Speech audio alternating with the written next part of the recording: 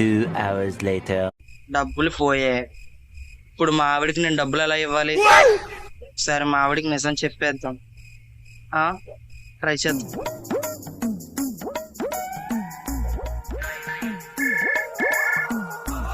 Hello బంగారం, అంటే నీకు ఒకటి చెప్పాలి. ఏంటి? అంటే అది కాదు, ఇప్పుడు మా ఫ్రెండ్ ఒకడు వాళ్ళ ఆవిడ డబ్బులు వాళ్ళ ఆవిడికి తెలియకుండా బెట్టింగ్ లో 10,000 పోగొట్టేశాడు. వాళ్ళ ఆవిడ ఏం చేస్తుందంటావు?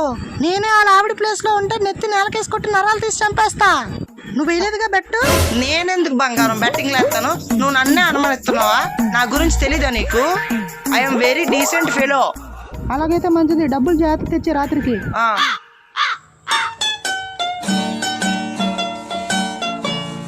ఇప్పుడు అర్జెంట్గా ఎక్కడో దగ్గర అప్పు చేయాలి, లేదంటే ఇంటికాడ నాకు పాడి కట్టేస్తుంది.